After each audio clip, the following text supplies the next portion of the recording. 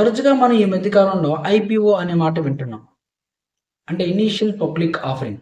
ఒక కొత్త కంపెనీ తన షేర్లని ప్రజల్లోకి అమ్మి డబ్బులు సేకరించుకుని తన వ్యాపార అభివృద్ధిని చేసుకునే ఒక ప్రణాళిక ఇది, ఒక ప్రాసెస్. అయితే ఐపీఓ ద్వారా డబ్బులు సమీకరించి రిటైల్ ఇన్వెస్టర్ల దగ్గర నుంచి డబ్బులు తీసుకుని తన కంపెనీ డెవలప్ చేసుకోవడానికి ప్రతి కంపెనీ ట్రై చేస్తూ ఉంటుంది. అయితే ఈ కంపెనీల్లో చాలా కంపెనీలు వస్తుంటే రెగ్యులర్గా, ఫ్రీక్వెంట్గా.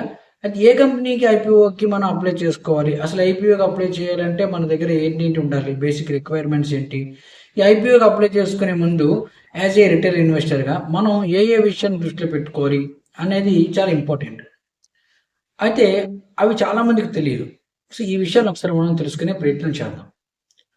Hi, this is Yogi, financial advisor, Dhanamoolam investments. ఇక్కడ మనం మాట్లాడుకోబోతున్న టాపిక్ ఏంటంటే ఐపీఓకి అప్లై చేసే ముందు మనం ఏ విషయాలు దృష్టిలో పెట్టుకోవాలి. నార్మల్గా ఇనీషియల్ పబ్లిక్ ఆఫరింగ్ అనేది ఏంటంటే ఒక ఆల్రెడీ రన్నింగ్లో ఉన్న ఒక కంపెనీ తన దగ్గర తన కంపెనీ అభివృద్ధికి కావాల్సిన నిధులను బ్యాంకుల దగ్గర నుంచి కాకుండా ప్రజల దగ్గర నుంచి సేకరిస్తుంది. ప్రజల దగ్గర నుంచి సేకరించి అందుకు ప్రతిగా ఏం చేస్తుందంటే తన కంపెనీలోని షేర్లను ఎవరైతే డబ్బులు పెట్టారో ప్రజలు వాళ్ళకి ఇస్తుంది. ఇన్వెస్టర్లు, ప్రధానంగా ఇన్వెస్టర్లు అంటే డబ్బులు పెట్టిన ఇన్వెస్టర్లు ఆ కంపెనీ నుంచి షేర్ తీసుకుంటారు. సో ఇలాగా కంపెనీ అనేది ప్రజల దగ్గర డబ్బులు తీసుకుని కంపెనీ డెవలప్ అవుతూ ఉంటుంది. సో ఎవరైతే షేర్లు కొన్నారో వాళ్ళకి క్రమంగా డివిడెండ్స్ కానీ ప్రాఫిట్స్ కానీ తర్వాత కాలంలో ఇస్తుంది. ఇది సింపుల్గా దీనిలో ఉండే బ్రీఫ్ ఎక్స్ప్లెనేషన్.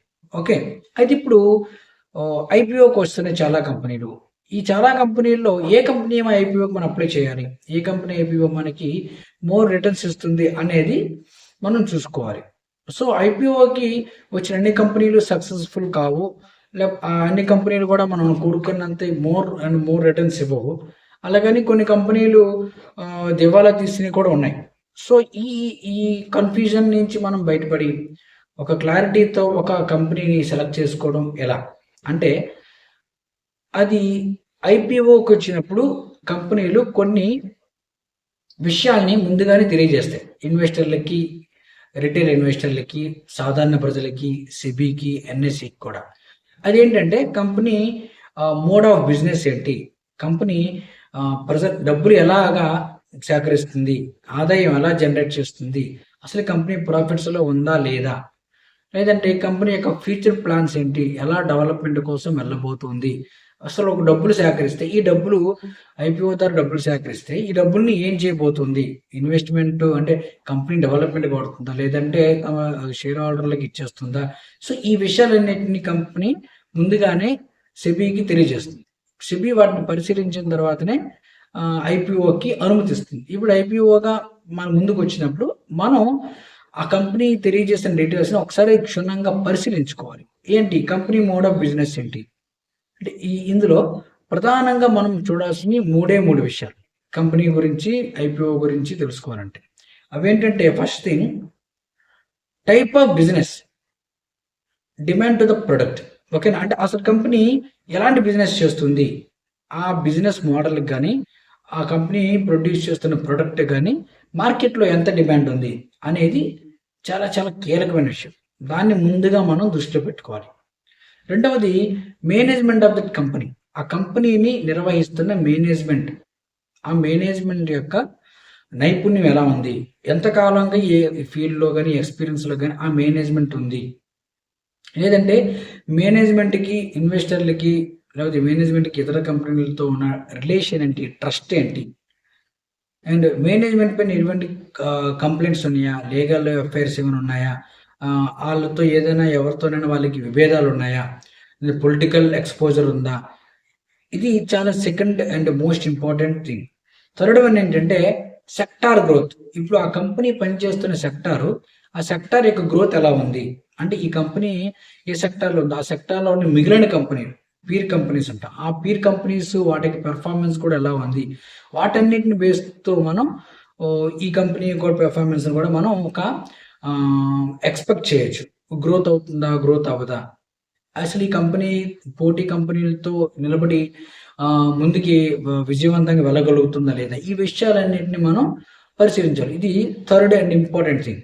సో ఈ 3 విషయాలు ప్రధానంగా మనం పరిశీలించినట్లయితే, అపార్ట్ ఫ్రమ్ ఫండమెంటల్స్, అంటే ఫండమెంటల్స్ ఇవి బేసిక్ ఫండమెంటల్స్, ఈ ఫండమెంటల్స్ చూసుకున్నట్లయితే మనకి కంపెనీ యొక్క పెర్ఫార్మెన్స్ మీద ఒక అవగాహన వస్తుంది. ఇప్పుడు కంపెనీ ఐపీఓకి వచ్చింది కదా, ఈ ఐపీఓకి వచ్చినప్పుడు ఈ కంపెనీ తర్వాత భవిష్యత్ ప్రణాళికను ఏ మోడల్లో డెవలప్ చేయబోతుంది, భవిష్యత్తులో ఈ కంపెనీ ఎంత స్పీడ్గా ఎంత అగ్రెసివ్గా గ్రో అవబోతుంది అనేది మనం కూడా చిన్న మార్కెట్ రీసెర్చ్ చేసుకుని అప్పుడు మనం ఐపీఓకి అప్లై చేయాలా లేదా అనేది డిసైడ్ అవ్వాలి. ఓకేనా? సో ఇవన్నీ చాలా ఇంపార్టెంట్. అయితే ఐపీఓకి అప్లై చేసిన తర్వాత ఏం జరుగుతుందంటే, గ్రే మార్కెట్ ప్రీమియం అంటే మా ఐపీఓకి అప్లై చేస్తున్నప్పుడు ఈ కంపెనీకి ఎంత డిమాండ్ ఉంది, ఐపీఓకి వచ్చే ముందు నుంచే దానికి ఒక డిమాండ్ ఫామ్ అవుతుంది. అసలు ఈ డిమాండ్ బేస్ చేసుకుని మనం ఐపీఓకి అప్లై చేస్తాం. అయితే ఎంత డిమాండ్ ఉంది, దాని సబ్స్క్రిప్షన్ రేట్ ఎంత ఉంది, ఎంత ఉండబోతుంది అని కూడా ముందుగానే మనం అంచనా వేసుకుంటే అప్పుడు ఏమవుతుందంటే లిస్టింగ్ గెయిన్స్, అంటే మార్కెట్లోకి ఐపీఓ లిస్ట్ అయిన ఫస్ట్ డేనే చాలా హై డిమాండ్ ఉండడం వల్ల ఎక్కువ ప్రైస్తో లిస్ట్ అవుతుంది. సో అప్పుడు ఇమీడియట్గా చాలామంది ఆ రోజే ప్రాఫిట్స్ తీసుకుంటారు. దీన్ని లిస్టింగ్ గెయిన్స్ అంటాం. సో ఇలా లిస్టింగ్ గెయిన్స్ కోసం అప్లై చేయాలా లేదా కంపెనీకి చాలా భవిష్యత్తు ఉంది అని మనం నమ్మితే అప్పుడు లాంగ్ టర్మ్ ఇన్వెస్ట్మెంట్ చేయాలా అనేది కూడా మనం ఇక్కడ చూసుకోవచ్చు. సో ఈ రెండు సెకండ్ విషయాలు ఏంటి, లిస్టింగ్ గెయిన్స్ కోసం చూసుకోవడం లేదా లాంగ్ టర్మ్ ఇన్వెస్ట్మెంట్ కోసం ప్లాన్ చేసుకోవడం. వీటిపైన మనకు క్లారిటీ వస్తే అప్పుడు మనం ఐపీఓకి అప్లై చేయాలా లేదా అనేది మరింత బలంగా తెలుస్తుంది, ఖచ్చితత్వంతో తెలుస్తుంది. ఓకేనా? ఇప్పుడు ఐపీఓకి మనం ఏం చేసామంటే ఐపీఓకి అప్లై చేయొచ్చా లేదా అనేది కంపెనీ ఫండమెంటల్స్ చూసి నేర్చుకున్నాం. ఆ తర్వాత మనకి లాభం వస్తుందా లేదా అనేది listing gains, long term investment అనే వాటితో మనం తెలుసుకున్నాం. ఇప్పుడు మనం ఏం చేయాలంటే ఐపీఓకి అప్లై చేస్తున్నాం, ఐపీఓకి అప్లై చేయబోతున్నాం. ఐపీఓకి అప్లై చేసే ముందు మన దగ్గర ఏమేమి ఉండాలి అంటే, ఐపీఓకి అప్లై చేసే ముందు ఫస్ట్ మనకి ఏంటంటే ముందు డీమ్యాట్ అకౌంట్ ఉండాలి. ఒక డీమ్యాట్ అకౌంట్, మనం ఒక పాన్ కార్డుతో ఒక డీమ్యాట్ అకౌంట్ ఒక కంపెనీలో వస్తుంది. ఒక పాన్ కార్డుతో ఎన్ని డీమ్యాట్ అకౌంట్స్ అయినా మనం తీసుకోవచ్చు, కానీ ఒక పాన్ కార్డుతో వేసే ఐపీఓ మాత్రమే ఒకరికే వస్తుంది.